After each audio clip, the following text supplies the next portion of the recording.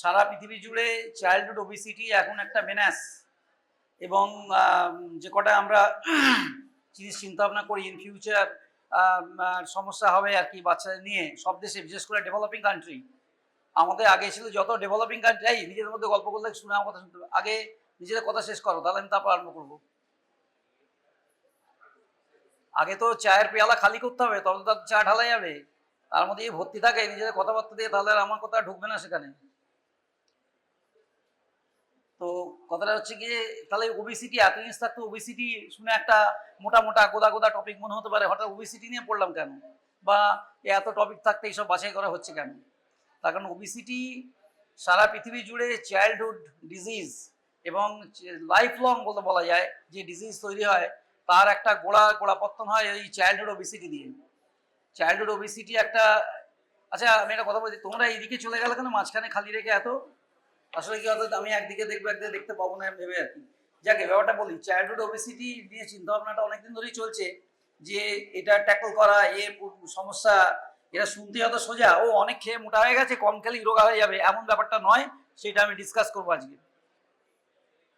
আমার মনে হয় আমি একটু স্টপ দিই, মিনিট 5 কথাবার্তা বলে নাও তোমরা, সব যখন শেষ হয়ে যাবে নিজেদের কথা তখন আরম্ভ করবো। এই তোমার কথা শেষ হলে আমি বলবে, যেসব হাত তুলবে কথা শেষ হয়েছে স্যার আমাদের, তারপর আমি আলোচনা করবো। You finish yourself talking among yourselves, তারপর আমি আরম্ভ করবো। সব শেষ হয়েছে কথাবার্তা, বাকি আর না কথা বলে নিতে পারো, আমি ইন্টারাপ্ট করতে যাই না, সব শেষ করো দেন আই উইল স্টার্ট। কারণ একবার আরম্ভ করলে খেয়ে আর গেলে তখন বাড়ি গিয়ে ওই দেখে হবে না, অনেক কিছু গোলমাল আছে। ও তো দিয়ে দেবে, বাড়িতে গিয়ে দেখবো খুলে খুলে, ও দিয়ে পড়াশোনার হাল খুব খারাপ হয়ে যাচ্ছে। যাই হোক, টু স্টার্ট, চাইল্ডহুড ওবিসিটি একটা ইম্পর্টেন্ট জিনিস এই জন্যে প্রচুর disease. What is obesity?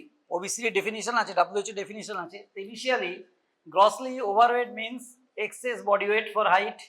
Overweight and obesity are objectively defined, not subjective one, using age-specific and gender-specific nomogram. I'll come to that later on.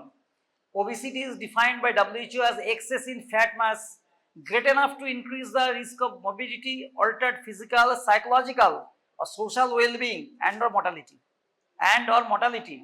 That is very important.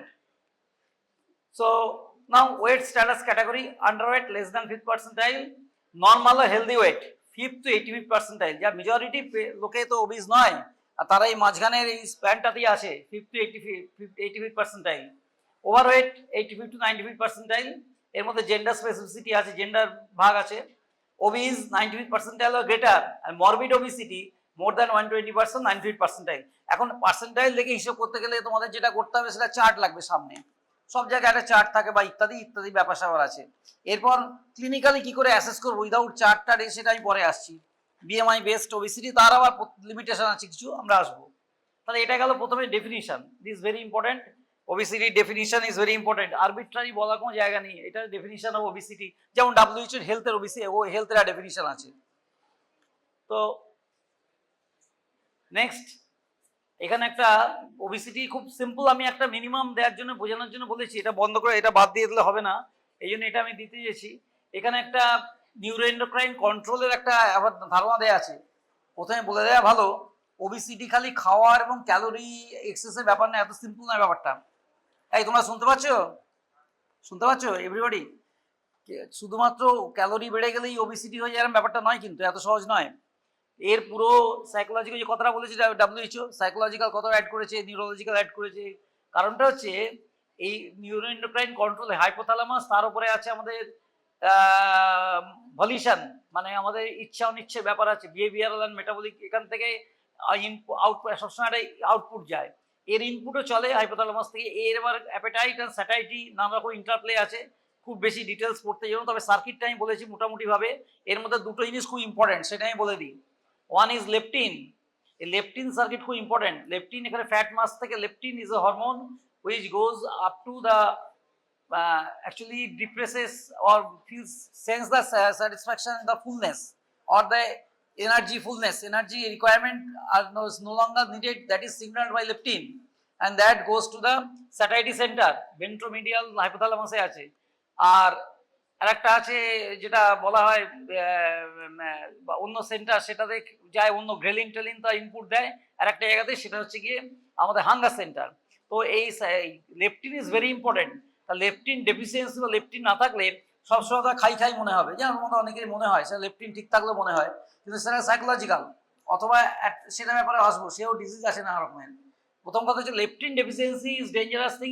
ইদানিংকালে সারা পৃথিবী জুড়ে লেপটিনের উপর প্রচুর কাজ হচ্ছে। Leptin deficiency because it is treatable with supplement of leptin, এবং সেটা overweight বা ওবেসিটিকে কন্ট্রোল করার একটা পাথওয়ে। সো লেপটিন একটা ইম্পর্টেন্ট, বাকি আর বেশি জানা দরকার নেই। অ্যাডিপোনেকটিন এগুলো মেটাবলিক কন্ট্রোল করে, মাসল লিভারের মধ্যে ইনপুট কাজ, এগুলো জটিল জায়গায় যাওয়ার দরকার নেই এত। তো আজকে এই অবধি জানানো লেপটিনটা দেখানোর জন্য আরো এটা খুলেছিলাম, বাকিগুলো না জানলে চলবে। এখন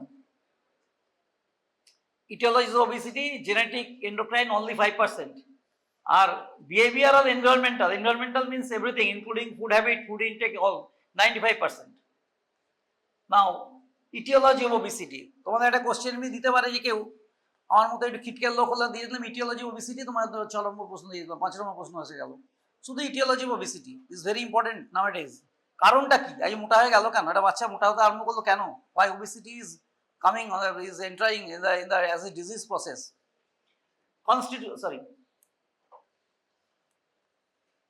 Constitutional, that we have discussed. Environmental factors, 95% of cases. It is constitutional means it has got no other pathological condition.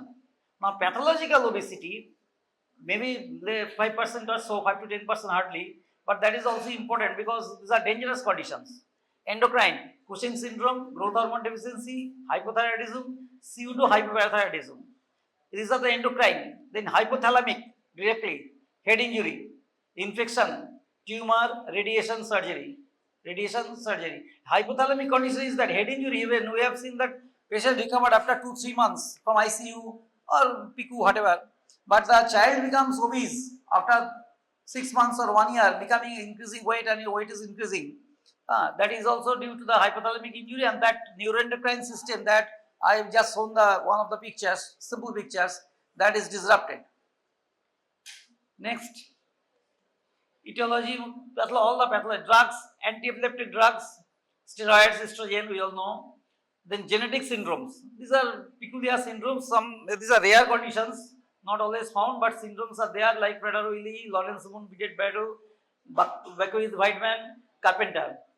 Monogenic Beckwith-Whiteman, you will see as hypoglycemia newborn. Monogenic disorders, leptin deficiency, leptin resistance. These are the commonest monogenic disorder of obesity in the world. Leptin deficiency, leptin resistance, melanocortin 4 receptor defects, we'll come to that later on, and pro-convertase defects out of this melanocortin receptor. So these are the next phase of etiology. Now clinical features, how do you establish the obesity? Now detailed history that we all know. Take the history, diet, physical activity, screen time. These are all, only one topic can take one class even. This physical activity, lot of things. At least 1 hour rigorous physical activity needed at school level. I mean, say after 5 years of age till adolescent, minimum 1 hour. You can go beyond that, but 1 hour physical activity, PA, is needed. Screen time, it was previously 2 hours, now it is to 1 hour. Recently, not more than 1 hour. Screen time, only 1 hour, everything. স্কুলে এখন কি tab না কি সব supply দিচ্ছে, এসব বন্ধ হয়ে যাবে অচিরে। এখন তো জানো তো রিসেন্ট আইন হয়েছে 3-4 দিন আগে, এসব দুমদাম ভাই জিজ্ঞেস করতে পারে, মোবাইল স্কুলে বন্ধ হয়ে গেল, মাস্টারমশাই নিয়ে যেতে পারবে না, স্টুডেন্টও নিয়ে যেতে পারবে না, সব বন্ধ হয়ে গেল, মোবাইল নিয়ে ঢোকা, চেকিং হবে, মোবাইল নিয়ে নেবে, আবার স্কুল শেষ হবে দিয়ে দেবে। সো কাজেই স্ক্রিন টাইম, এই সমস্ত স্ক্রিন টাইম 1 ঘন্টার মধ্যে কমানো হচ্ছে। স্লিপিং হ্যাবিটস, অনেক কিছু আছে, স্লিপ নিয়ে বললে একটা ক্লাস হয়ে যাবে। স্লিপিং হ্যাবিটস ঠিক করতে হবে, ওই রাত্রি 2টো অবধি জেগে থেকে আবার সকালবেলা 10টায় ওটা চলবে না। আর প্রলং ড্রাগ ইনটেক কোনো আছে কিনা, লম্বা অনেক ওষুধ আছে, ওয়েট বাড়ে, সেগুলো। ফিজিক্যাল এক্সামিনেশন করতে হবে, অ্যানথ্রোমেট্রিক মেজারমেন্টস, ডিসমরফিজম কিছু আছে কিনা, ডিসমরফিজমের পিকচার আছে কিনা। ক্লিনিক্যাল ফিচার্স মধ্যে সাইন্স অফ এন্ডোক্রাইন ডিসঅর্ডার দেখতে হবে, assessment of SMR, sexual maturity rating এর সঙ্গে ওয়েটের সম্পর্ক কি, র্যাপিড ইমপ্রুভমেন্ট ইনিশিয়ালি অ্যাটলিস্ট তাদের সেক্সুয়াল ম্যাচুরিটি র্যাপিড হয়, তার কারণ আছে অনেক, পরে পড়াশোনা। অকুলার এক্সামিনেশন দেখতে হবে, ফান্ডোস্কোপি retina, complications obesity like hypertension, আমরা পরে আসবো কেন হাইপারটেনশন হয়। অ্যাকান্থোসিস নিগ্রিগ্যান্স, অ্যাকান্থোসিস নিগ্রিগ্যান্স এগুলো ইম্পর্টেন্ট ব্যাপার একটা। Markers, this are the markers of obesity. Clinical clues, now in your examination clinical clues, all these are given in your NMC guidelines. obesity কি পড়াতে হবে, clinical clues দিতে পারে, ওদের কোশ্চেন হিসেবে আসতে পারে, এই পেপার সেট করে দেয় না।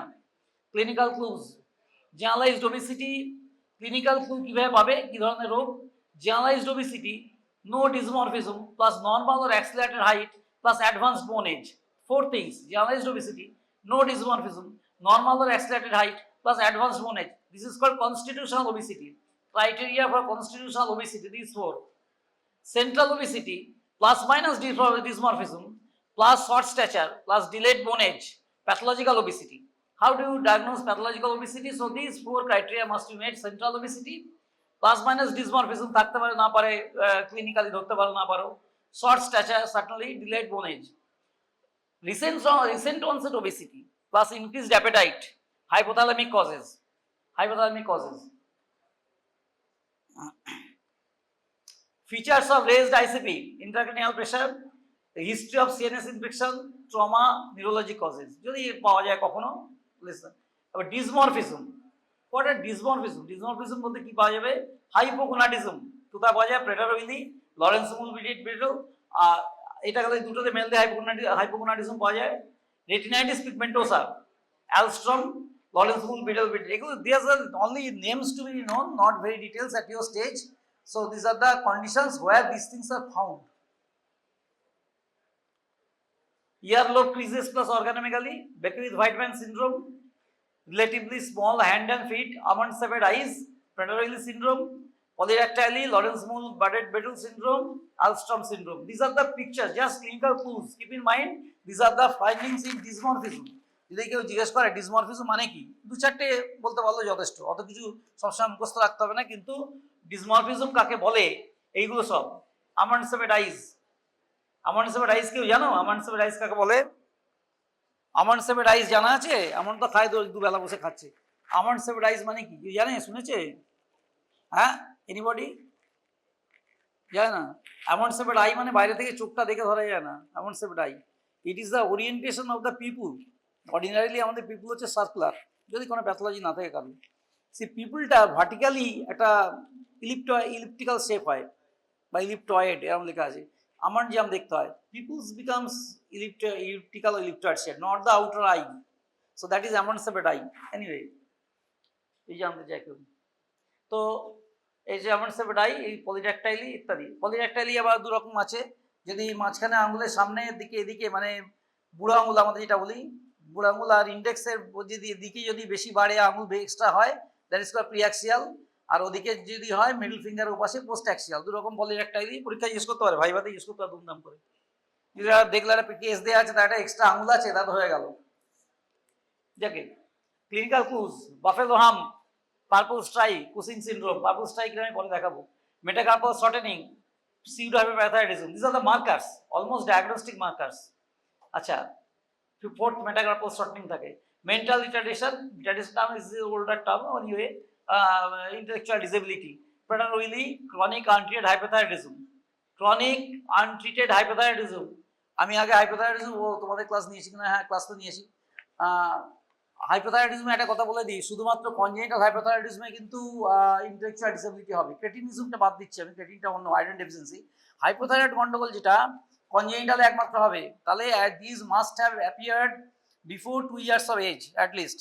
যে 2 বছরের পর, স্পেসিফিক্যালি 3 বছরের পর যদি কারো হাইপোথাইরয়েডিজম হয়, that is called juvenile hypothyroidism. তাদের বুদ্ধিশুদ্ধি কম হয় না, অন্য ক্লিনিক্যাল ফিচার্স, ফিজিক্যাল ফিচার্স থাকে, কিন্তু বুদ্ধি কম হতে গেলে এখানে এম দেওয়া আছে, ইন্টেলেকচুয়াল ডিসেবিলিটি হতে গেলে chronic untreated means is congenital hypothyroidism হতে হবে। আচ্ছা, সিউডো হাইপোপ্যারাথাইরয়েডিজম একটা কন্ডিশন বলেছি একটু আগে, তাহলে এই কথা মনে রাখা। নো ইনভেস্টিগেশন কখন করব কখন করব না, আউটডোরে বসে আছি, সব ইন্টার্ন হয়ে গিয়ে নানা রকম এটা সেটা টেপাটিপি টানাটানি করছে, বলতে হবে না। Doctor is not a blind man, তাকে কিছু একটা দেখতে হবে, কিছু একটা দেখার জন্য তার বাড়িতে ডাক্তার হয়েছে, তার কাজেই কি করতে হবে, ইনভেস্টিগেশন কখন করবে কখন করবে না। পরীক্ষা তো বলতে হবে, একটা মোটা ছেলে তোমার কপালে এমন হলো, একজনে তার সামনে একটা 60 কেজি বাচ্চা বসিয়ে দিল, 10 বছর বয়স, সে তো তার হয়ে গেল, তাকে ওবিসিটি নিয়ে প্রশ্ন হয়ে যাবে। নো ইনভেস্টিগেশন, কখন আমি ইনভেস্টিগেশন করবো না, কখন করবো, $1,000,000 question. No investigations for children with normal height without any dysmorphism. এতক্ষণ তার ডিসমরফিজমের কথা আলোচনা হয়েছে, এগুলো মাথার মধ্যে রাখতে হবে, ব্যাকগ্রাউন্ডে ডিসমরফিজম কি। তাহলে no without any dysmorphism, normal height, height is important, weight যাই হোক, no investigations. Thyroid function test and evaluation for Cushing syndrome in children with short stature and classical clinical features. Classical clinical features কি আমরা জানি, সেগুলোতে পাওয়া যাবে, thyroid function test, এগুলো করবো। আবার কার করবো, genetic testing in selected cases based on dysmorphic features. তার ডিসমরফিক ফিচার্সগুলো মনে রাখতে হবে। তারপর করা হবে, আর কি পরীক্ষা করা হবে, fasting blood sugar, fasting insulin, HbA1c, fasting lipid profile, comorbidities যদি থাকে, এগুলো হচ্ছে কি তার সঙ্গে কোমরবিডিটিস, এগুলো সব কোমরবিডিটিস, আর positive family history and acanthosis nigricans. Acanthosis nigricans কি জানে, কেউ জানা আছে জিনিসটা কি, কেউ শুনেছে, দেখেছে অ্যাকান্থোসিস নিগ্রিগান্স? দেখেছো কোনদিন? এরকম তো রুগী থাকে, কেউ দেখেছে? হাত তুলো, কেউ দেখতে মুন্ডু নাড়লে ধরতে পারি না, কিসের জন্য মুন্ডু নাড়ছে, আমার কথায় না পাশে কারোর কথায়। কেউ দেখেছে অ্যাকান্থোসিস নিগ্রিগান্স? দেখেনি? Blackening and with the appearance of striae with that, সেটা খুব কমনলি ঘাড়ের পেছনে থাকে, নেপ অফ দ্য নেক। কিন্তু এছাড়া আরও জায়গা আছে, একটা হচ্ছে ওয়েস্ট লাইনে থাকে অ্যাকান্থোসিস নিগ্রিগান্স, নেক্সট হচ্ছে আরও বাড়লো রোগটা, আর্লি দেখা গেল তো নেপ অফ দ্য নেকে, তার রোগ তো দাঁড়িয়ে নেই, আরও বাড়লো, আরও চলছে, সেই খাওয়া দাওয়া চালাচ্ছে, তার HbA1c ওপর দিকে চলেছে, সুগার রয়েছে, তারপরে কোথায় অ্যাপিয়ার করছে, ওয়েস্ট লাইনে করছে, আরও চালিয়ে যাচ্ছে খেয়ে দিয়ে, সে দিনরাত তোমাদের ভাষায় বিন্দাস খাচ্ছে দাচ্ছে ঘুরছে, আরও অ্যাকান্থোসিস নিগ্রিগান্স অ্যাপিয়ার করবে। পরেরটা কোথায় অ্যাপিয়ার করবে, ফোরহেডের উপর দেখাবে। আমার একটা হাউস স্টাফ ছিল এক সময়, সে গাড়ি ছাড়া চলতো না, বন্ধন করে গাড়ি চেপে কোথেকে আসতো, বারাসাত না কোথায়, আবার বন্ধন করে চলে যেত, তার কপালে অ্যাকান্থোসিস, তাকে জিজ্ঞেস করতে বলে HbA1c 8.5, শুনে এমন তাড়াতাড়ি হাউস স্টাফ শেষ করো, কবে তোমার শেষ হবে, ভাবলাম কোনটা কি শেষ হয় ঠিক নেই, 8.5 সে ঘুরে বেড়াচ্ছে, কপালে তার অ্যাকান্থোসিস নিগ্রিগান্স। সে তাকে গল্প বুঝতে পারছো, কতটা গল্প হিসেবে বলছি, সে তার কোনো হুঁশি নেই, তাকে কে দেখে কে জানে, সেই কপালেও তো অ্যাকান্থোসিস নিগ্রিগান্স অ্যাপিয়ার করে গেছে। এটা সাধারণত নানা রকম স্টেজিং আছে, তোমাদের জানতে হবে না, মানে অ্যাডভান্সড অনেক দিন ধরে চলছে তার, সে ওবিস, যেমন ওবিস তার তিনি ব্লাড সুগারও, অথচ সে দিব্যি চলছে। কী করে, এগুলো লাইফ লিমিটিং ডিজিজ, তার ইন্ডিকেশনস, এগুলো সুস্থ ব্যাপার। যাই হোক, এবার লেপটিন কথা বলছে, লেপটিন ডেফিসিয়েন্সিতে কিরম হয়, এই বাচ্চাটাই এইটাই, মানে জিনিসটা হচ্ছে এইটা, যে এই বাচ্চা দুম করে না বললে বুঝতে পারবে না, লেপটিন ডেফিসিয়েন্সি ট্রিটমেন্ট দেওয়া হলে এটা কিরম হয়ে গেল, এটা কোনো তুমি আলাদা করে ছবি দেখালে কেউ বলবে না দুটো সেম বাচ্চা। তাহলে severe obesity beginning in the first few months of life, প্রথম দিকে মোটা হয়। আচ্ছা, কিছু কিছু কন্ডিশন আছে যে প্রথমেই মোটা হয় জন্ম, এমন হয় না, আস্তে আস্তে মোটা হতে থাকে, তার বিভিন্ন ফেজ আছে, যদি তুমি পড়াশোনা পরে করো, আরও পরের দিকে স্পেশালাইজেশনে, এখন MBBS লাগবে না। ওবেসিটি বিভিন্ন জায়গায় অ্যাপিয়ার করে, বয়সে অ্যাপিয়ার করে, কে first latter of the first year, কে এক দ্য এন্ড অফ জন প্রেটারুইলি, প্রথমে মোটা থাকে না, আস্তে আস্তে মোটা হতে থাকে, 1 বছরের শেষ দিকে মোটা হাতির মতো হয়ে গেল, তা সেরকম ব্যাপারটা হয় আস্তে আস্তে। হাইপোথাইরয়েডিজম কিন্তু কনজেনিটাল হাইপোথাইরয়েডিজম প্রথম থেকেই ওভারওয়েট হতে থাকে, তা নানা রকম পিকচার, এরকম সমস্ত ফেজ আছে, মোটা হবে, ওবেসিটি অ্যাপিয়ার করবে কখন, এই leptin appear first few months of severe obesity beginning in the first few months of life. Affected individuals are of normal weight at birth, but they are constantly hungry and quickly gain weight. তাই এটা গেল একটা leptin deficiency, ছবিটা দেখালাম। মেলানোকর্টিন 4 receptor gene mutation, খালি নামটা জেনে রাখো, তোমরা এত জন্য, এটা একটা ফ্রিকোয়েন্ট সিঙ্গেল জিন, এটা কেন ছবিগুলো দেখাচ্ছি, most frequent single gene cause of obesity, single জিন ডিসঅর্ডার হচ্ছে মেলানোকর্টিন 4 রিসেপ্টর জিন মিউটেশন। তোমাদের এই 10টা MCQ থাকে না, 10টা যা উত্তর সব এবারে দিয়েছে, কি বলবো, তাই 10টা MCQ এর মধ্যে একটা দিয়ে দিল, কমনেস্ট করে 4-5 কারণের মধ্যে একটা ঢুকিয়ে দিল, এইগুলো হচ্ছে MCQ question. Most frequent single gene cause of obesity, melanocortin 4 receptor gene mutation. MC4 receptors are involved in suppression of food intake by alpha melanocyte stimulating hormone, alpha MSH, এটা তোমরা জানো, alpha MSH বলে, leads to massive obesity, present in 5% of persons with severe obesity, 5% এরাই। যাই হোক, এই এটা 9 বছরের ছেলে আর কি, হোমোজাইগাস মিউটেশন হয়েছে, 16 বছরের ভাই, নর্মাল জেনোটাইপ, এই কিন্তু এক লোক নয়, এটা ভাই, এটা কিন্তু 16 বছর আর 9 বছর অবস্থা। Mutations POMC, pro-melanocortin, lack of central appetite and signaling, therefore hyperphagia. Just ছবিটা দেখালাম, এর একটা ব্যাপারটা খেয়াল করো, এর খুব পেল স্কিন থাকে, skin is very pale, almost white, paper white skin, আর red hair. Alpha MSH activity, alpha MSH এর অ্যাক্টিভিটি হয় না, তার জন্য আলফা এমএসএইচ এর জন্য হয় না, মানে কালারিং, চুলে কোনো রং হয় না এরকম। দেখতে পাচ্ছ, এটা নর্মাল রং দেখো এরকম কিরকম আর কিরকম হয়ে গেছে। এটা normal colour, normal hair, this is the red hair and white paper white skin. Bardet Biedl syndrome ছোট করে বলা হলো। Short stature, developmental delay, retinitis pigmentosa, polydactyly, polydactyly থাকে। তা এটা জাস্ট নামটা জানার জন্য বলা। অ্যালস্ট্রম নামটা জেনে রাখো। Blindness, vision loss, hearing loss, hyper insulinaemia, obesity, এগুলো সব ওবেসিটিটা কমন ফিচার বলে আরো বলা হচ্ছে। এগুলো প্রত্যেকটাই হচ্ছে কি খুব মার্কা মারা একদম পিকচার বলে ছবিগুলো দেখানো হলো।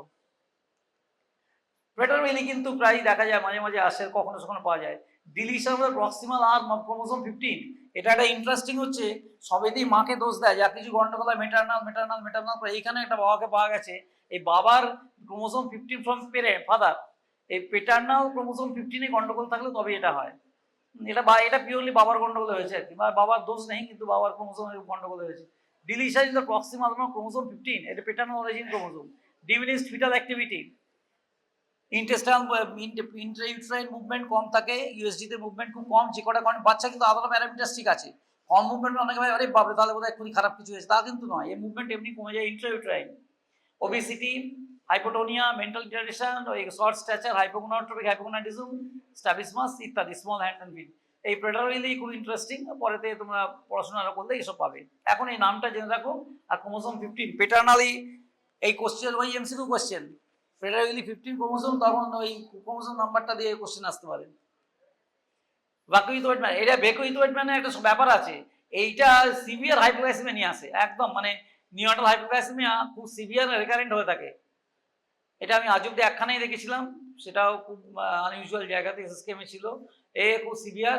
একদিকে একটা ব্যাপার হচ্ছে, এখানে বলা নেই, একটা সিঙ্গল সাইডেড হেমি হাইপারট্রফি থাকে, এটা হেমি হাইপারট্রফি, এই ছবিটা পরিষ্কার দেখা যাচ্ছে, বা যে কোনো লিখে দিই, মানে বডির অর্ধেক সাইড ওভার গ্রোথ হয়েছে, অর্ধেক সাইড নর্মাল আছে। এটা ইন্টারেস্টিং খুব, হেমি হাইপারট্রফি থাকে। ওই MCQ question, hemi hypertrophy hypoglycaemia দিয়ে চারখানা সিনড্রোমের নাম দিয়ে দিল। এটা কিন্তু ক্লাসিক্যালি বেকুইথ-হোয়াইটম্যান, ডাব্লিউ উচ্চারণ ভি, এটা জার্মান সাহেব তো, বেকুইথ-হোয়াইটম্যান syndrome. Overgrowth disorder usually present at birth, characterized by an increased risk of childhood cancer and certain congenital features. ম্যাক্রোগ্লসিয়া থাকে, ম্যাক্রোসোমিয়া থাকে, মাইক্রোকেফালি থাকে। ওই উপরওয়ালা ব্রেনটা যা তৈরি করে দিয়েছে না, মাথা ছোট হয়ে গেলে গেল, এই আমারই মতো বুদ্ধি কম হয় সব আর কি। Microcephaly, midline abdominal wall defects, omphalocele, exomphalos, umbilical hernia, diastasis recti আর ইত্যাদি, ইয়ারপিসেস আর ইয়ারপিটস, এইসব নিওনাটাল, মেন হচ্ছে নিওনাটাল হাইপোগ্লাইসেমিয়া। নিওনাটাল হাইপোগ্লাইসেমিয়া দিয়ে একটা খিচিবিচি দিয়ে একটা এমসিকিউ কোশ্চেন দিয়ে দেবে, ছবিটা মাথায় রাখো। আর হেমি হাইপারট্রফি থাকে, একটা দিকে ওভারগ্রোথ থাকে, যে কোনো একটা দিকে। যাক, next, endocrinology causes of childhood obesity, যার মাথায় রাখার জন্য হাইপোথাইরয়েডিজম, এগুলো ইম্পর্টেন্ট, এগুলো clinically important.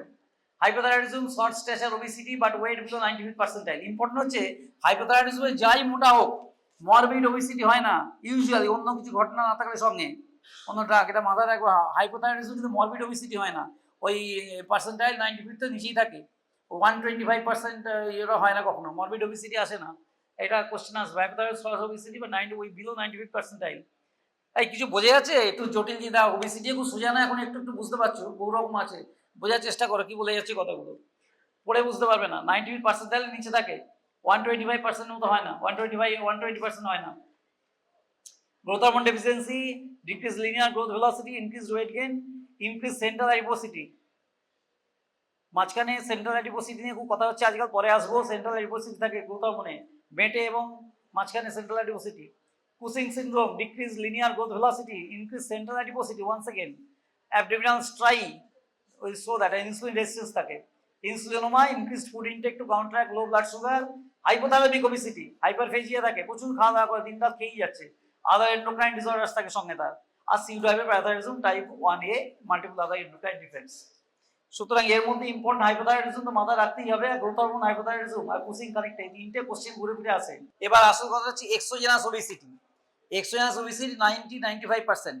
What is exogenous obesity? Chronic imbalance between calorie intake and energy expenditure, which includes unhealthy eating patterns, resulting in energy excess and lack of physical exercise. এই গিয়ে নানা রকম ঘুরছে ফিরছে, কাজকর্ম নেই, নিউ মার্কেট ধারে গেছে, অনেকদিন শান্তিনিকেতন আলফাল পড়া হচ্ছে, কী সব পড়িয়ে যাচ্ছে, ভালো রিল্যাক্স করতে গেছে, সেখানে গিয়ে এই এখান ওখান গিয়ে হলো খিদে পাচ্ছে, একটু চাপা হাঁটছে, কেউ পাওয়াজি খেয়ে নিল, খানিকটা দূরে গিয়ে ম্যাকডোনাল্ডস খেয়ে ফেললো, খানিকটা দূরে গিয়ে আবার একটা কি যেন ভাজছিল সেটা খেয়ে ফেললো, এই যাই ভাজুক ভাজ্যা একটা কিছু খাচ্ছে খেয়ে ফেললো। এই খাবারের নাম আছে, মানে যে যাচ্ছে হয়তো দলে তো 10 জন আছে, 4 জনে খেতে ভালো লাগছে না, কিন্তু তারা দলে পড়ে যাকে বলে চাপে খেয়ে যাচ্ছে। এটা একটা টিপিক্যাল ইংরেজি নাম আছে, বিঞ্জ ইটিং। এই বিঞ্জ ইটিং খুব খুব খারাপ ধরনের ওবেসিটি তৈরি করে। এবং এই ব্যাপারটা কি, সেই দলে পড়ে খাওয়া খাচ্ছে বলে না, যে সেই এখন যেমন দেখা যাচ্ছে দলে পড়ে বদমাস কত হয়েছে, সব দলে পড়ে খাওয়া দাওয়া খুব খারাপ জিনিস। এবং তাতে বিঞ্জ ইটিং খুব common term, internationally binge eating কথাটা খুব চলে আর কি। যা মনে হচ্ছে খাচ্ছি, যেমন ঘুরছি খাচ্ছি এরকম করছে আর কি। অনেক ছাগলে খাবার মতো খাচ্ছে, মুখ চলছে খাচ্ছে ঘুরছে, resulting in energy excess and lack of physical exercise. আবার কি আছে, দুচা পাকড়ে হাঁটছে, এখানে ওখানে বসছে, খাইটা খেয়ে নিচ্ছে আবার ঘুরছে। সো দিস ইজ একটি important exogenous obesity, this is very important thing. Next, how to measure obesity, this is important. এতক্ষণে আমরা নানা রকম পার্সেন্টাইল হ্যান ত্যান কষেছি, এগুলো সব চাটপাট হাতে পেলে সুবিধে। ক্লিনিক্যালি সামনে বাচ্চা দিয়েছে, শান্তিনিকেতনে বাচ্চা প্রায় আসেই না, একখানে হাতির মতো বাচ্চা সামনে এসছে, 4 জন মিলে তাকে টেপাটিপি করে লাভ হবে না, তাকে মাপ যোগ সব ঠিকঠাক করতে হবে। BMI is important, this is এই বিএমআই নিয়ে অনেক কথা ইদানিং কালে আছে, বিএমআই নিয়ে কোশ্চেনও আসতে পারে। BMI is important and commonly used surrogate marker of obesity. Surrogate marker, তাহলে বলুন স্যার আপনি যে বললেন বিএমআইতে মেপে বুঝে যাবো কিনা ওবেসিটি, সারোগেট মার্কার বলছে কেন? সারোগেট মার্কার মানে কি, সরাসরি মাপছি না, তবে এটা মাপলে ওইটা বোঝা যাবে। মানে সঙ্গে ঘুরছে, তোমার সঙ্গে ও বসে আছে পাশে, আমি তোমাকে জানি না, তো ও যে পাকা বদমাইশ আমি জানি, সেই আর কি। মানে ওর সঙ্গে ঘুরছে মানে ওটা নিশ্চিত বদমাস হবে, সারোগেট মার্কার আর কি, যার সঙ্গে ঘুরছে, ব্যাপারটা এরকম। Surrogate marker important, common surrogate marker obesity commonly used in children more than 2 years of age, 2 বছর নিচে ইউজ করা হয় না। তাহলে body mass index correlates well with fat mass more than 2 years। আর ওভারওয়েট হচ্ছে গিয়ে বিএমআই দুটো দেওয়া আছে, 85th percentile but 85th centile but less than 95th centile.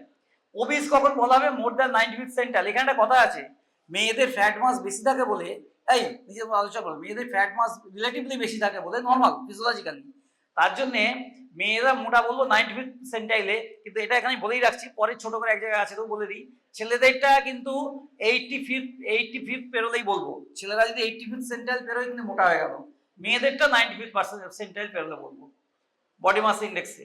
কাজে ওবেসিটির ওই 85 to 95, এই যে দুটো ভাগ করে দিয়েছে না, 85th centile but less than 95th centile, এর মধ্যে অঙ্ক আছে, ছেলে আর মেয়ে ভাগ আছে, জেন্ডার বায়াস ওই ভাগটা আছে। এক্সট্রিম হচ্ছে more than 120% of 95th centile, এর 125% যদি হয়, 95th সেন্টাইল হচ্ছে এটা মানে মাঝখানে রাখা আছে আর কি। আর লেস দ্যান 2 years কি করা হবে, sex specific weight for recumbent length is 97.7 centile of WHO growth chart. এই গ্রোথ চার্ট পাশে না থাকলে তুমি এটা মাপতে পারবে না অ্যাজ সাচ, কাজে এটাকে ওভাবে রাখতে হয় আর কি, গ্রোথ চার্টটা রেখে করতে হবে। এই দুটো দেখতে পাচ্ছ তো, 5-year-old বেবি লিখেছে কি জানি, এই 5-year-old বয় হবে উচিত, যাই হোক 80 কেজি ওজন যা হয় আর কি, 71 মেসে পড়বে। আচ্ছা, considerations using BMI, BMI limitations আছে কিছু, there are some limitations in BMI. doesn't differentiate between fat mass and lean mass. Fat mass prediction based on BMI is different from Asians. এশিয়ানদের আমাদের শরীরে ফ্যাট অনেক বেশি ককেশাসদের তুলনায়, সাহেবদের তুলনায় আমরা একটু মানে চর্বি বেশি, একটা বিচ্ছিরি টাইপের চেহারা, আমাদের কি করা যাবে, এটা জেনেটিক এন্ড এথনিক ব্যাপার। Have higher fat mass as compare to Caucasians for same BMI. BMI কিন্তু এক আছে, ইন্টারেস্টিং কি, বিএমআই এক আছে, শুনতে পাচ্ছ তোমরা, বিএমআই একই, একটা সাহেবের যা বিএমআই ওই তোমারও তাই বিএমআই, দেখাল মেম সাহেবের সঙ্গে তোমার বিএমআই একই, কিন্তু ফ্যাট মাস ডিফারেন্ট হয়ে গেল, তাহলে বিএমআই মেপে স্যার কি হলো, that is the limitation of BMI, যে ফ্যাট মাসের সঙ্গে লিন মাসের ডিফারেন্সিয়েট করতে পারে না বিএমআই সবসময়, যার জন্য আরো অনেক পরীক্ষা নিরীক্ষা আসছে। সুতরাং ফ্যাট ডিস্ট্রিবিউশন বেটা higher fat mass compare to cause of same BMI, fat distribution is more central, so waist may be a better marker. এখন পেটের ভুঁড়ি মাপা এক কথায়, পেট মাপা চলছে চারদিকে, পেট মাপছে, কেউ আর অন্য জায়গায় কিছু মাপা, আগেই ছিল সাবকিউটিনিয়াস ফ্যাট, ট্রাইসেপস উপরে হারপেন্ডেন ক্যালিপার হ্যান ত্যান দিয়ে, এখন সব একবারে অতীতকালে চলে গেছে। এখন এলেই প্রথমে মনে হয় দর্জি, বোধহয় ডাক্তার না দর্জি, একটা ফিতে নিয়ে করে পেটে চারদিকে মেপে ফেললো, তা সেরকম ব্যাপারটাই বটে। The fat distribution may be a better marker. Fat distribution more central, so waist may be a better marker. Indian children recommended to use WHO charts for less than 5 years, IAP charts more than 5 years. কেউ বলতে পারবে common সেন্সে চট করে, তা 5 বছরের নিচে কেন IAP chart, WHO chart follow করবো, আর 5 বছরের উপরে কেন আইএপি চার্ট, কেউ বলতে পারবে? তাহলে বুঝতে পারে সাংঘাতিক পড়াশোনা করেছে কিছুটা। বোঝা গেল কিছু? কারণ 5 বছর পরে, শর্টে বলে দিই, হাতে সময় কম, 5 বছরের পরে আমাদের সব জায়গায় সারা পৃথিবী জুড়ে অ্যাডিপোসিটি রিবাউন্ড হয়। অ্যাডিপোসিটি রিবাউন্ড মানে যে বাচ্চা রোগা রোগা রোগা রোগা, খাচ্ছে না ফাচ্ছে না বলে মা ঘুরে বেড়াচ্ছে ডাক্তারের কাছে কাছে এসে বারবার, আন্ডার 5 চিল্ড্রেন তো বেশি চেম্বারে ভিড় করে থাকে বা ক্লিনিকে। এইবার 5 বছর হতে দেখা গেল তেড়ে তো মা খাইয়ে যাচ্ছে তাকে না বুঝে, বাচ্চা লাফাচ্ছে খেলছে, ক্যালোরি লস সব হচ্ছে। যেই 5 বছর হয়ে গেল ওই দাদাগিরি দিদিগিরি দিয়ে গালে চাবি চিক্স নিয়ে সব বস্তায় মোটা মোটা এরকম চেহারা হয়ে গেল, সব তারা মোটা সোটা হয়ে গেল, অ্যাডিপোসিটি রিবাউন্ড। তখন মা তো সেই বাচ্চা নেই, মা এসেছে আমার কাছে, বহু এসছে, কি করে রোগা করে যাচ্ছে, খালি মোটা হয়ে গেছে, দেখুন না কিরকম চেহারাটা হয়ে গেল। খাওয়া তো তেড়ে চলছে মা, মা বুঝতে পারে তাকে বলা সত্ত্বেও এই যে অ্যাডভাইসটা তোমরা দেবে পিডিয়াট্রিক্স করলে, আগে থাকতে সাবধান করে দেওয়া, অত তেড়ে খাবেন না, 5 বছর মোটা হবে, এই ধরনের অ্যাডভাইসেরও নাম আছে। এই যে অ্যাডভাইসটা তুমি দিচ্ছ এটাকে বলে অ্যান্টিসিপেটরি গাইডেন্স। এর আন্ডার এটা বিশাল ফিল্ড একটা, বিভিন্ন জিনিসে অ্যাডভাইস আগে থাকতে দিয়ে রাখবো, মানে আগে থাকতে বলে দেয়া কি হবে। ওকে আমি বললাম ভালো করে মন দিয়ে পড়াশোনা করো, তোমার পাস করা যাবে না, বললাম হয়তো ওকে কাকু একটা, তা এটা একটা অ্যান্টিসিপেটরি গাইডেন্স ধরতে পারো। তা সেরম জাতীয় যদি এটা অ্যাডাল্টে, যাই হোক পিডিয়াট্রিক্সে অ্যান্টিসিপেটরি গাইডেন্স একটা এরকম যে এর কি হবে 5 বছরে এর একটা অ্যাডিপোসিটি রিবাউন্ড হবে, বি কেয়ারফুল, তেড়ে মেড়ে খাওয়াবেন না, মোটা হয়ে যায় বাচ্চা। তাহলে আমাদের সমস্যাটা দুরকম চার্ট কেন দিলাম আমরা? এই আমাদের দেশে এশিয়ান যারা আমরা, বা আমাদের যারা ধরো এই থার্ড ওয়ার্ল্ড কান্ট্রি সোকল্ড আর কি, আরও যারা সব আছে, আমাদের এই অ্যাডিপোসিটিটা বেশিরভাগ সেন্ট্রাল। এই অ্যাডিপোসিটিটা খুব আনকন্ট্রোলড এবং উইদাউট এনি অ্যাডভাইস বাবা মা খাইয়ে যায়, যেটা ওয়েস্টার্ন কান্ট্রিতে হয় না। ওদের মানে একদম কী বলে, স্কুলে স্কুলে ডায়েটিশিয়ান বসানো আছে, আর সব বিভিন্ন রকম ফিজিক্যাল অ্যাক্টিভিটি তোমরা আমার থেকে বেশি দেখেছো, ছবি খুললেই দেখতে পাবে গুগলে, সারা পৃথিবী জুড়ে কীরকম চলে ওদের স্কুল, আমাদের স্কুল একদম আলাদা। কাজেই ওখানে অ্যাডিপোসিটি রিবাউন্ড হলে পরে ওপরে ম্যানেজ করতে পারে, আমাদের সেটা হয় না, যার জন্য আইপি একটা চার্ট বানিয়েছে আলাদা। আমাদের এই ইন্ডিয়ান বাচ্চাদের ওই নেলসন খুলে যদি আমেরিকান সাহেবদের চার্ট ধরে করতে থাকে অনেক গোলমাল এসে যাবে একটা সময়। তাই এই পিডিয়াট্রিক্সে আইপি চার্ট পাওয়া যায়, ইন্ডিয়ান চার্ট, ইন্ডিয়ান ইউনিয়ন 5 বছরের পর, বিকজ অ্যাডিপোসিটি রিবাউন্ড একবার হয়ে গেলে এই 5 বছরের কথাটা বলা আছে, তখন কিন্তু আর এসব মিলমিস হবে না, 5 বছর নিচে অবধি চলতে পারে।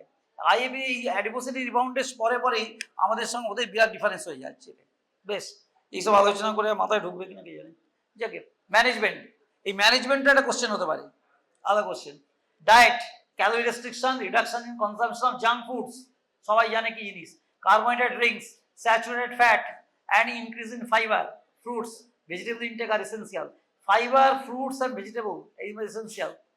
Physical activity, moderate to vigorous physical activity at least 60 minutes per day, বলে দিয়েছি। রেস্ট্রিকশন অফ সিডেন্টারি অ্যাক্টিভিটিস, একটা নর্মাল কথাই আছে, কথাটা বলি যে প্রত্যেক 1 ঘন্টা পড়াশোনা বা বসে থাকে, তোমাদের পড়াশোনাটাই বলি, আর নাহলে যাই হোক সময় নষ্ট যেটা করো 1 ঘন্টা বসে বসে, বলা হয় এভরি 1 আওয়ারের জন্যে you have to spend 10 non sedentary minutes, মানে 1 ঘন্টা যদি সিডেন্টারি থাকে 10 মিনিট পাইচারি, সোজা কথা ঘরের মধ্যে পড়াশোনাই করবে, হাতে বই নিয়ে পাইচারি করো, মোবাইল থেকেও পড়াশোনায় পাইচারি করো, তাহলে 1 ঘন্টা যদি বসে কেউ পড়লো, তা 10 মিনিট সেই বই হোক নোট হোক হাতে নিয়ে পাইচারি করতে, আমি ভালো দিকটাই বলছি, অন্য দিক ছেড়ে দাও, তাহলে ঘরে পাইচারি করতে করতেই পড়ো, আসলে কিছু নেই, চিন্তা ভাবনা করো, এখনো কানেকশন অনলাইন পড়াশোনা করছে সেটাও ভালো। বসে থাকা 1 ঘন্টা পরে 10 মিনিট ব্রেক দিতে হবে, সুপার ব্রেক। ব্রেকটা কিসে, পড়াশোনার ব্রেক নয়, ওই বসে থাকাটা ব্রেক আর কি। This is very important. এখন প্রচুর গাইডলাইন, মানে এই ক্লাসটা হতো 5টা ক্লাস হলে হতো, কিন্তু আমি ছোট করে সব একটা ক্লাসে ঢোকানোর চেষ্টা করেছি, প্রতিটা জিনিসের উপর অনেক ডিসকাশন আছে ইন্টারন্যাশনালি। তাই রেস্ট্রিকশন অফ সিডেন্টারি অ্যাক্টিভিটিস এর মধ্যে শর্টে বলে দিলাম 10 মিনিটস ফর এভরি 1 আওয়ার। যাক, ম্যানেজমেন্ট, ড্রাগস, নামগুলো খালি জেনে রাখো, বেশি বুঝতে হবে না। অরলিস্ট্যাট, গ্যাস্ট্রিক লাইপেজ ইনহিবিটর, কি জিনিসটা? গ্যাস্ট্রিক লাইপেজ, আমাদের এই, তাহলে এর কি গুরুত্ব আছে, গ্যাস্ট্রিক লাইপেজ কি কাজে লাগে? এর স্টামাকে গ্যাস্ট্রিক লাইপেজ আছে, প্রথমেই খাবারের ফ্যাটটাকে ভেঙে নিয়ে সেটাকে, মানে যাকে ইমালসিফাই করতে পারে ইন্টেস্টাইনে গিয়ে অ্যাবজর্পশনটা পাকাপোক্ত হয় তার ব্যবস্থা করে। তা আমি যদি সেটা ইনহিবিট করে দিই, ওই ফ্যাট ওইভাবেই চলে যাবে, সেটা ফুড থেকে বার করার ক্ষমতা কিন্তু ইন্টেস্টাইনাল যে সাক্কাসেন্ট্রিকাস সেখানে নেই, কিন্তু সে কিন্তু অ্যাবজর্পশন করতে মাস্টার লোক। কাজে আমি গ্যাস্ট্রিক লাইপেজটা ব্লক করে দিই, তাহলে ইমালসিফিকেশন অফ ফ্যাট হবে না, আমি ফিজিওলজি বলছি আর কি, এমালসিফিকেশন হবে না, সেখানে অ্যাবজর্পশন হবে না। গ্যাস্ট্রিক লাইপেজ ইনহিবিটর অরলিস্ট্যাট এখন বাজারে খুব চলছে আর কি, এর মধ্যে মানে হট জিনিস চলছে অরলিস্ট্যাট। মেটফরমিন তো অনেক আগে থাকতেই চলে, লোকের ধারণা আছে মেটফরমিন খেলে রোগা হয়ে যায়, খুব কমন ধারণা, বাড়িতে সাধারণ লোক মেটফরমিন খায় তো রোগা হয়েছে, ওই জন্য মেটফরমিন খেয়ে রোগা হয় না, কিছুই না, ইনসুলিন রেজিস্ট্যান্সটা এটা কমিয়ে দেয়, তোমাদের একটু ইউটিলাইজেশন অফ ক্যালোরি হয়, তাহলে মেটফরমিনের খাচ্ছে, হাতির মতো খেয়ে যাচ্ছে, তা তো হবে না। হ্যাঁ, আচ্ছা, লেপটিন বলে দিয়েছি, দেখিয়ে দিয়েছি, লেপটিন ডেফিসিয়েন্সি, অক্ট্রোটাইড এরকম নতুন ওষুধ, এখন বাজারে এটাও খুব চলছে, অনেকে এন্ডোক্রিনোলজিস্টরা খুব অক্টেরোটাইড ইউজ করে। ইন হাইপোথ্যালামিক ওবেসিটি সিলেক্টেড কেসে ইউজ করতে হবে, সবাই অক্টেরোটাইড খাওয়া নয়। বেশ, সার্জারি ইন্ডিকেশন অনেকেই অনেক কিছু দেখেছে, আদনান সামি ছবি টবি সব দেখেছে।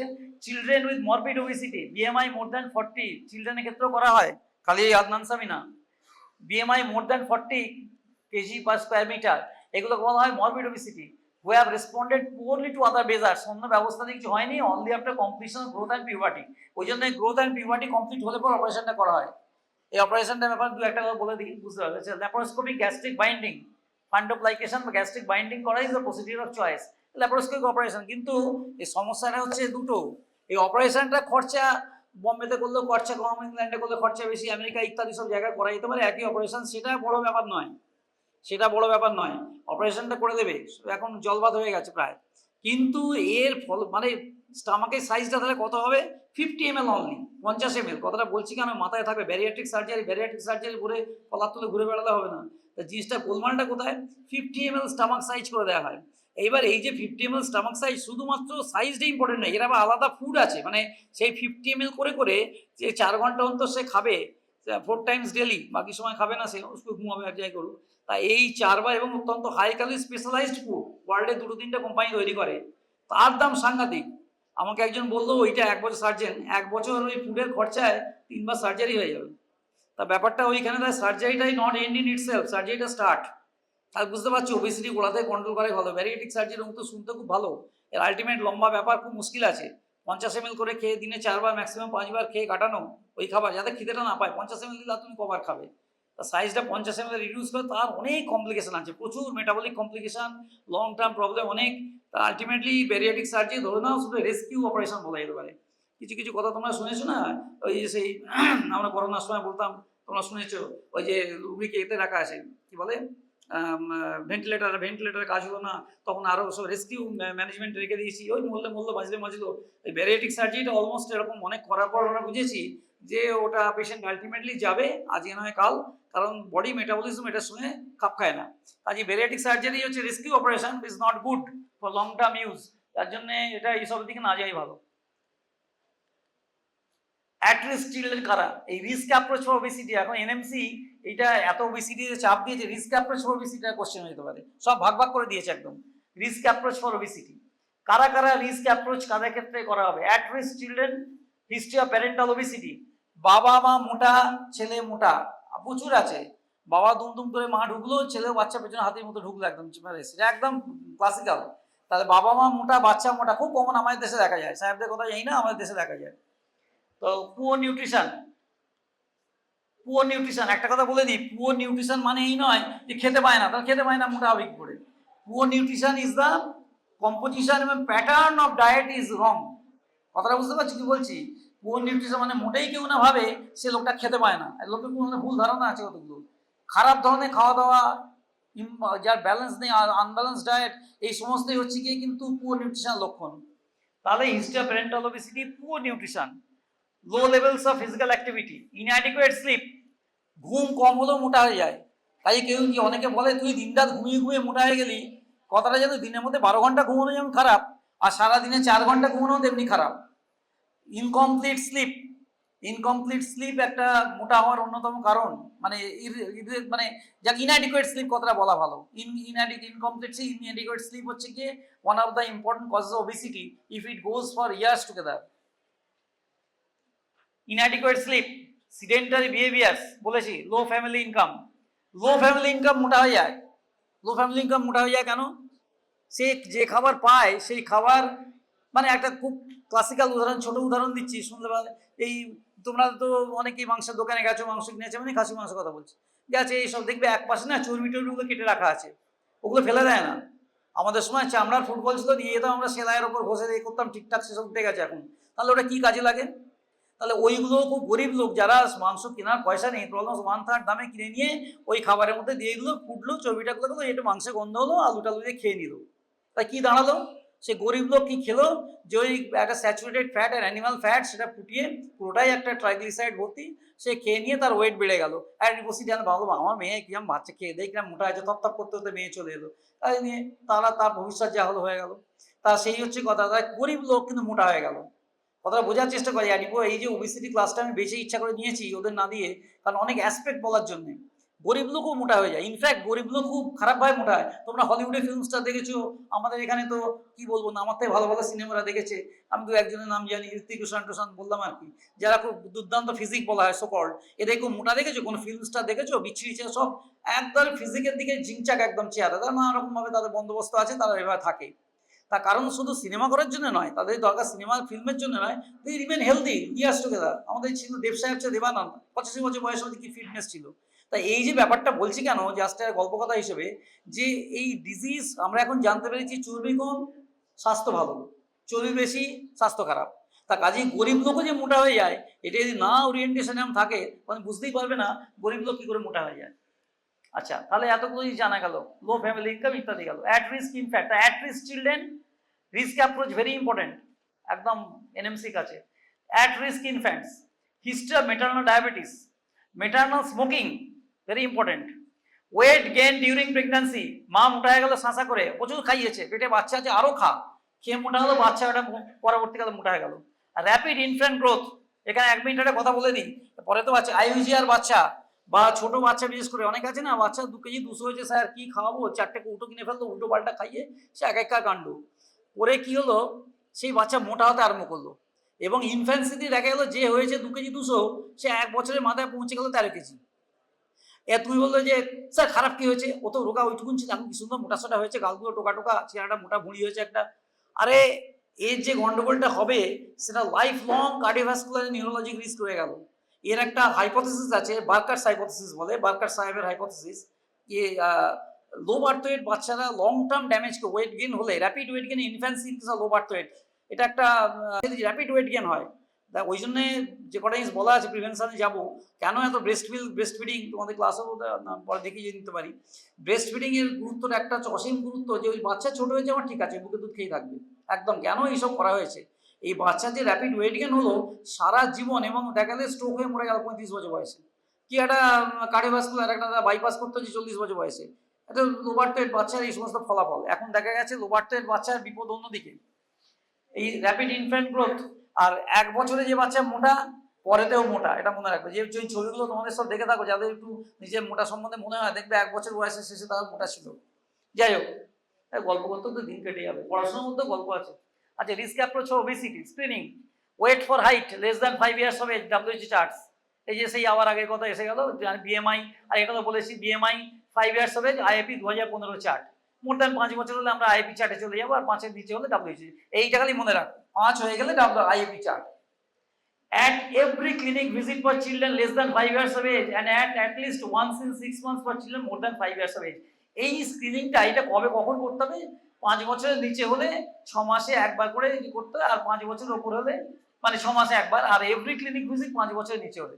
5 বছরের নিচে হলে যখনই তোমায় দেখাতে আসবে একবার করে দেখে দেবে কি হলো এই কারবারটা কি। কারণ ওই যে বলেছি, ওই যে বললাম 5 বছরের অ্যাডিপোসিটি রিবাউন্ড মাথার মধ্যে আছে।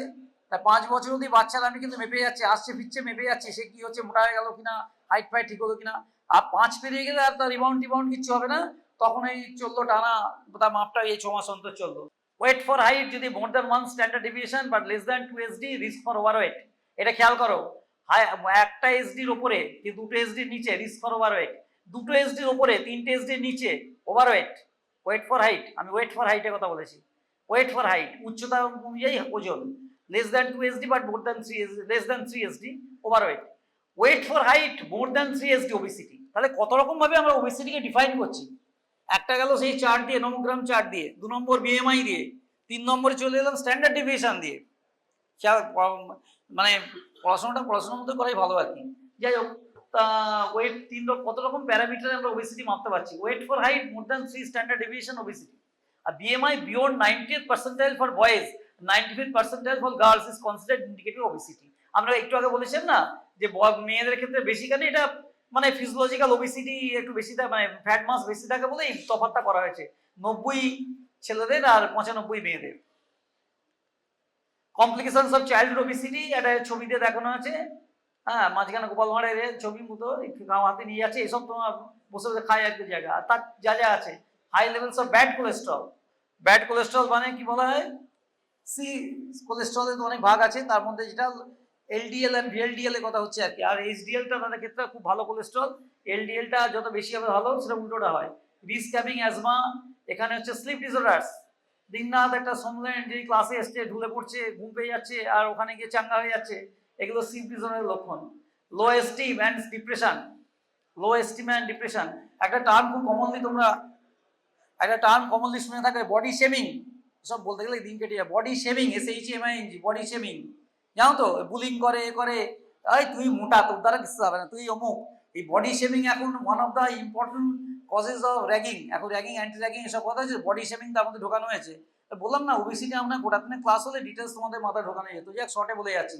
এই বডি শেমিং এখন সাইকোলজিক্যাল ইম্প্যাক্ট তৈরি করছে খুব আর কি। অনেক সুইসাইডও করেছে। মহারাষ্ট্রে একটা মেয়ে, এমবিবিএস মেয়ে, মোটাসোটা পড়তে গেছিল, তার বডি শেমিং হচ্ছে, বছর 3-4 আগে ঘরে দড়ি দিয়ে ঘরে ঝুলছিল না, বডি শেমিং এর জন্য পরে দেখা ইনভেস্টিগেট করে মেয়েটা মোটা ছিল, আর ওখানকার মারাঠি মেয়েরা তাকে এমন উত্তপ্ত করেছিল, ultimately unfortunately she committed suicide. So body shaming is very important. High risk bone fracture, high risk bone fracture কেন হয়? হাড় ভেঙে যায়, মোটা সোটা মেয়ে দুম করে হাড় ভেঙে গেল পড়লো। মেয়েদের বেশি বলছি, তার কারণ আছে, ছেলেদেরও হয়, পড়ে গেলে ভেঙে গেল, এই জাস্ট একটু হোঁচট খেয়ে পড়ে গেল, হাড় ভেঙে গেল। কেন হলো? ওজনের জন্যে না, ওজনের জন্য নয়। ওরা ওজন তো কতজনে এরা শক্তমুক্ত লোক তো ওজনদারই হতে পারে। তাই আবার গল্প করছে, কথাটা শোনার চেষ্টা করা। তারা হাড় কেন এত ব্রিটল কেন? Why bone becomes so brittle in fatty obese children? Children দিয়েই বলবো, অ্যাডাল্টের কথা হচ্ছে না, কারণ তখন তারা তো গ্রোয়িং ফেজে আছে। তার কারণ হচ্ছে এই যত ভিটামিন ডি শরীরে খাওয়া হোক আর রেডিয়েশন মানে সূর্যের আলো দিয়ে তৈরি হোক, এই ভিটামিন ডি খুব খেয়াল করো ভালো করে, ভিটামিন ডি বডিতে সেরামে বা প্লাজমাতে ভিটামিন ডি যখন রইলো, সেই ভিটামিন ডি তো কাজ তো করবে, কিন্তু ভিটামিন ডি কিন্তু সমস্ত কিছু টেনে নেয় ব্লটিং পেপারের মতো। এই ফ্যাট হচ্ছে ভিটামিন ডিকে টেনে নেওয়া, অলমোস্ট লাইক ব্লটিং পেপার, ফ্যাটে চলে যায় ভিটামিন ডি। যে যত মোটা, মনে রাখবে এটা আমি খুব সহজ করে বোঝাচ্ছি জিনিসটা, এত যদি সিম্পলিফাইড না, তোমাদের বোঝানোর জন্য আন্ডার গ্র্যাজুয়েট ঠিক আছে, যে ভিটামিন ডি মোটা যারা, তাদের ভিটামিন ডি প্লাজমা বা সেরাম কনসেন্ট্রেশন কম। আর লেভেল অফ ভিটামিন ডি, মানে existing level of vitamin D is important for bone mineralisation, not the amount. ভালো করে বোঝার চেষ্টা করো, তো not the amount, total amount বডিতে ওই ভিটামিন ডি বেশি থাকতে পারে, কিন্তু আমার সেরামে ভিটামিন ডি ওর থেকে বেশি রান করছে, তো আমার বোন ভালো হবে ওর থেকে। তাহলে ওর ভিটামিন ডি অত কোথায় গেল? ওই ফ্যাটে চলে গেছে, ফ্যাটে ওই ফ্যাটি অ্যাডিপোজ টিস্যু নিয়ে নিয়েছে। তার কারণ ভিটামিন ডি কি খুব অ্যাভিডলি নিয়ে নেয়। এবং এটাকে একটা টার্ম আছে, মানে এটা একটু ফার্মাকোলজির দিক দিয়ে বলছি আর কি, অ্যাপারেন্ট ভলিউম অফ ডিস্ট্রিবিউশন, কথাটা কেউ শুনেছে? অ্যাপারেন্ট ভলিউম অফ ডিস্ট্রিবিউশন, একই একটা ওষুধ দেওয়া হলো একজনে, কোনো ক্ষেত্রে কোনো ওষুধে দেখা গেলো ওষুধটা সেই সেরামে রইলো না, শাঁসা করে বেরিয়ে গেল অন্য জায়গায়, অথচ দেখা যাচ্ছে তার ভলিউমটা শরীরেতে এই পরিমাণ ভলিউম, মানে ওই ফ্যাটটাও সেক্ষেত্রে সেরাম বা এর প্লাজমা ভলিউমের মতো কাজ করছে, অ্যাজ ইফ সেখানেও একটা ডিস্ট্রিবিউশন আছে, কিন্তু ওইটা কোনো কাজে লাগে না। মানে ওই ফ্যাটটা তো ওই ভিটামিন ডি চলে যাচ্ছে, সুতরাং বোন মিনারেলাইজেশন হয় না, বোন ব্রিটল হয়ে যায়। এটা খুব ইম্পর্টেন্ট কথা, মানে এগুলো তো বুঝতে পারবে না পড়ে, এগুলো প্রত্যেকটা খুব ইম্পর্টেন্ট কথা। আচ্ছা, নেক্সট হচ্ছে কমপ্লিকেশন, ওই ডিটেলসটা ওগুলি বলা আছে, যা যা আছে পড়ে নেবে, প্রচুর আছে। পিকোসাস ফিভারে ওই কথাগুলো ছবিতে ছিল, ডিটেলসে আরও দেওয়া আছে। সাইকোলজি, সিরোটিমা সেরিব্রি অবধি বলা আছে, আইসি পিরিয়ডস হতে পারে। আচ্ছা, এগুলো গেল সমস্ত পুরো সেলফ এস্টিম, এগুলো ডিপ্রেশন, কোয়ালিটি অফ লাইফ খারাপ হয়, এটা আজকাল খুব জোর দেওয়া হচ্ছে। তারপর তো সাইকোলজি আরো কোন ডিজিজ ওয়াইজ, এবং ক্যান্সার অবধি, কোলনিক ক্যান্সার অবধি বেশি হয়। আর এনএফএলডি তো সবাই জানো তোমরা, এখন তো মানে লিভারের নিয়ে অনেক কথা হচ্ছে, আমরা আসছি সেটাই। Screening of complications above 10 years, all obese overweight children, less than 10 years হলে overweight obese with additional risk markers. তাহলে কাদের স্ক্রিনিং করা হবে? অ্যাবভ 10 ইয়ার্স হলে অল ওবিস ওভারওয়েট চিলড্রেন, 10 ইয়ার্সের উপর যত মোটা ওভারওয়েট আছে, আর 10 ইয়ার্সের নিচে হলে overweight obese with additional risk markers.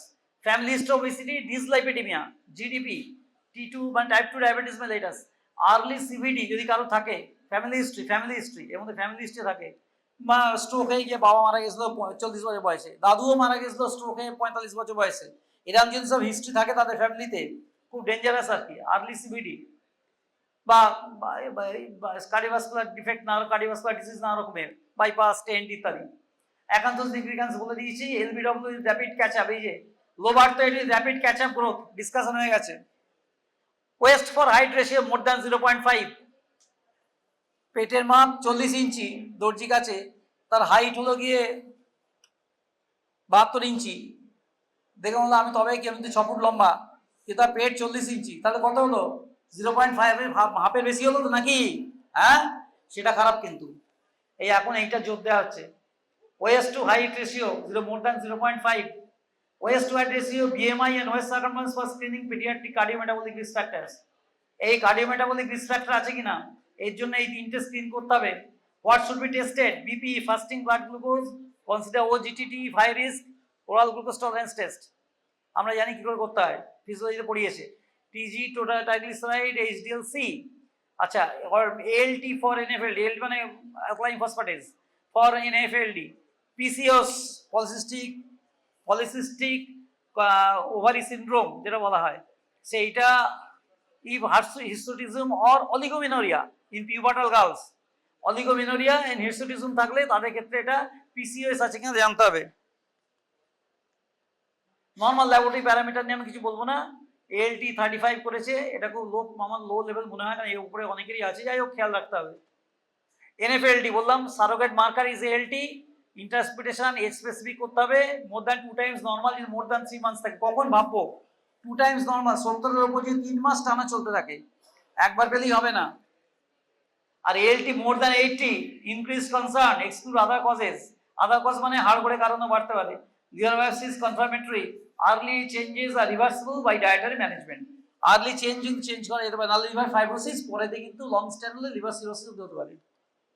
এইগুলো বলার কিছু নেই। টাইপ 2 ডায়াবেটিস, কাদের কাদের কি মেটফর্মিন কি চিকিৎসা দেওয়া হবে, এটা জাস্ট পড়ে নিও, কারণ মনে রাখা দরকার নেই। কিন্তু 6.5 থেকে মার্কার, 6.5 উপরে গেলে ওষুধ লাগবে, ট্রিটমেন্ট লাগে। হাইপার টেনশনের কথা বলি, less than 98% normal, more than 90 elevated BP, 95% or 130/80 থেকে 139/90 stage 1 hypertension, stage 1 hypertension. আর যদি না more than 90% plus 12 stage 2 hypertension বলা হয়। তা তোমাদের stage 1 hypertension, stage 2 hypertension প্রচুর বইতে নানা রকম জটিল জিনিস লেখা আছে। আর তোমরা যেসব বই পড়ো তার মতো অনেকেরই বই, সেসব বইয়ের কোনো স্ট্যান্ডার্ড কিছু ঠিক ঠিক নেই, নানা রকম লেখা আছে, সব বই দেখেছি।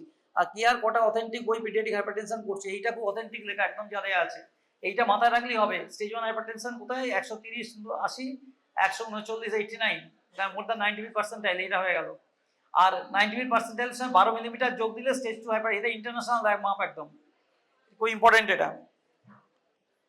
3 মেন প্যাথোফিজিওলজিক্যাল মেকানিজম যদি পড়তে ইন্টারেস্টেড হও, কেন ব্লাড প্রেশার বেড়ে গেল, মোটা হলে ব্লাড প্রেশার বাড়বে কেন? কমন কারণ তিনটে, একটা autonomic function, increase heart rate, variability altered, balance between parasympathetic sympathetic, insulin resistance, associated obesity. কি করে? এই গল্প করছে ওদের মধ্যে, পড়াশোনাটা বোঝার চেষ্টা করো, ভালো পড়াশোনা করো একটু, আর সারাদিন ঘুরছে কাজে ঘুমোচ্ছে। ইনসুলিন রেজিস্ট্যান্স কাকে বলে? Insulin resistance associated obesity may prevent insulin induced glucose uptake but leave the renal sodium retention effects. Insulin সোজা করে বলতে গেলে কি হলো, যে ইনসুলিন রেজিস্ট্যান্সের জন্য যেটা হচ্ছে গিয়ে, আমি যদি যেটাকে বলি যে মোটা হয়ে গেল, কি হলো, ইনসুলিন রেজিস্ট্যান্স হচ্ছে, সব ঠিক আছে, এবার তাকে চিকিৎসা দেওয়া হলো, ওজন কমানো বা ক্যালোরি রেস্ট্রিকশন করা হলো, ইনসুলিন রেজিস্ট্যান্সটা তো উন্নতি হলো, কিন্তু ইনসুলিন না থাকার জন্য যেটা ঘটনাটা ঘটে, যে রেনাল সল্ট ওয়াটার রিটেনশন, যেটা ইনসুলিন রেজিস্ট্যান্স আসল জিনিসটা, এই গ্লুকোজ আপটেকটা প্রিভেন্ট করা গেল হয়তো। ইনসুলিন রেজিস্ট্যান্স আছে, obesity prevent insulin induced glucose uptake but leave the renal sodium retention effects insulin it will preserve. তাহলে কিডনি থেকে সল্ট ওয়াটার রিটেনশনটা চলতেই থাকে, তুমি যত কাজই করো দেখো আলটিমেটলি হাইপারটেনশন হয়ে গেল। তাকে রেজিস্ট্যান্সটা, ইনসুলিন রেজিস্ট্যান্স হলে তো গ্লুকোজ নিতে পারে না শরীরে, ইনসুলিন সেলের মধ্যে গ্লুকোজ ঢোকায়, গ্লুকোজ ঢুকছে না, কিন্তু রেনাল সল্ট ওয়াটারটাকে রিটেনশনটা চলতেই থাকে তার মানে দেখা গেল তার ওজনও বাড়ছে, তারা কিন্তু সল্ট ওয়াটার রিটেনশন হচ্ছে, তার সঙ্গে ফ্যাট বাড়ছে, সল্ট ওয়াটার বাড়ছে, তার ব্লাড প্রেশার বেড়ে গেল। আর 3 নম্বরটা তোমরা মোটামুটি সবাই জানো, অ্যাডাল্ট মেডিসিনে পড়েছো, সেটা হচ্ছে গিয়ে এই vascular structure and function, increased intimal medial thickness. এটা তো অনেক পরে হয়, অনেক পরে হয়, এই দুটো জিনিস অনেক আগে হয়। এই দুটো আর্লি চিলড্রেন থেকে ব্লাড প্রেশার বাড়ে, মোটাত্বর সঙ্গে ব্লাড প্রেশার বাড়ে, এখানে তার কারণ হচ্ছে প্রথম 1 আর 2 পেডিয়াট্রিক হাইপারটেনশনের কারণ। হাইপারটেনশনটা বেশি পড়ার নেই, তোমার এটা না দিলেও তো 4টা তুমি বোঝার জন্য দিয়েছিস, এই স্ট্যাটিন এসবের ডিসলিপিটিভ ইন্টারেস্ট হলে পড়ো, গুরুত্ব নেই খুব একটা। Metabolic syndrome important. What is metabolic syndrome? এই কথা খুব ঘন ঘন চলছে বাজারে, মানে উঠতে বসতে এখান সেখান একটু ভালো হসপিটালে বা কোনো অ্যাডভান্স জায়গায় দেখবে সব মেটাবলিক সিনড্রোম ডিসকাশন হচ্ছে। যারা কোটিপতি বাচ্চারা নিয়ে যাচ্ছে তারা সব মেটাবলিক সিনড্রোম শুনছে, বেরিয়ে আসছে। ওয়েস্ট সার্কামফারেন্স, ট্রাইগ্লিস বেশি, triglyceride, HDL কম, fasting glucose and blood sugar measurements have been associated metabolic syndrome. এগুলো অ্যাসেস করা হয় কি? তাহলে there is accumulation of cardiovascular and metabolic factors which predisposes to type 2 diabetes mellitus in future, এই metabolic syndrome এগুলোকে বলা হয়। তাহলে এইগুলো তো মাপযোগ করা হচ্ছেই, তার সঙ্গে টাইপ 2 ডায়াবেটিস মেলিটাসের চান্স এবং includes presence of central obesity and only 2 of this. তাহলে কাকে বলবো? সেন্ট্রাল ওবেসিটি আছে, তার সঙ্গে এই চারটের মধ্যে অন্তত দুটো আছে। কি আছে? Hypertension, impaired fasting glucose, high triglyceride, low HDL, এই চারটের ভেতর যে কোনো দুটো, আর তার সঙ্গে ইনক্রিজড ওয়েস্ট সার্কামফারেন্স বলেছি আমি আগে, সেইটাই থাকে, তাহলে তাকে আমরা বলবো সেন্ট্রাল ওবেসিটি। ওয়েস্ট সার্কামফারেন্সে মাপা হয় only 2 of this metabolic syndrome. এখন এই মেটাবলিক সিনড্রোম হচ্ছে কতদিন বেঁচে থাকবো, কিভাবে বেঁচে থাকবো, আমার জীবৎকাল কিরম কাটবে, সেইটা একটা তার উপর ডিপেন্ড করছে এই জিনিস কোথা থেকে, ওবেসিটির ইম্পর্টেন্সটা কোথায় দাঁড়ালো শেষ অবধি। ট্রিটমেন্ট ওবেসিটি খুব বেশি বলার নেই, depends on age and BMI. বললাম 6 থেকে 10 বছর 0.5 কেজি পার উইক কমাতে হবে। টার্গেটটা কি? কমানোর টার্গেট কি? যদি 6 থেকে 10 বছরের বাচ্চা আছে 0.5 কেজি পার উইক ধরে আমরা কমাবো, মোর দ্যান 10 ইয়ার্স আছে 1 KG per week. Setting goal for 10% weight loss. Diet lifestyle modification এসব আলোচনা তো অনেক কিছু খাওয়া দাওয়া হলো, সব বাদ দিলেই হবে। Prevention, exclusive breast feeding for the first 6 months of life, একদম এসেন্সিয়াল। সরি, এটা প্রিভেনশন তো এগুলো গেল। এক্সক্লুসিভ ব্রেস্ট ফিডিং বলেছি, complementary feeds to introduce after completion of 6 months of age. Class নেই দেখুন আর তাই 5 মিনিট এক্সট্রা লাগবে। আচ্ছা, completion of 6 months of age. Limit non academic screen time. এই নন একাডেমিক স্ক্রিন টাইম কথাটা বুঝে দেখো, সরি ও খালি চলে যাচ্ছে। নন academic screen time, this is very important. Limit non-academic screen time as much as possible. No screen time for children less than 2 years and not more than 1 hour per day for children aged 2 years and above. এখন recent theme হচ্ছে reduce screen time, increase green time. কতগুলো শুনেছো? কি করে শুনবে? Modern medicine পাল্টে গেছে, ওই বইপত্রে ছাপা আছে সবকে প্রতি বছর পাল্টে যাচ্ছে। তোমরা যখন 5-6 বছর পর একটা এডিশন কিনছো, তখন পৃথিবী অনেক পাক ঘুরে গেছে, পরে এডিশন আস্তে আস্তে। তাহলে রানিং সিস্টেমগুলো জানতে হবে, যার জন্য এখন তো এনএমসি একটা প্রপোজাল দিয়েছে, বলে দিই, হয়তো তোমাদের ইন ফিউচার, তোমাদের না কোনো পরের ব্যাচ থেকে বলছে আন্ডার গ্র্যাজুয়েট এদের বিভিন্ন কনফারেন্সে অ্যাটেন্ড করার স্কোপ দিতে হবে, যাদের রিসেন্ট পড়াশুনো।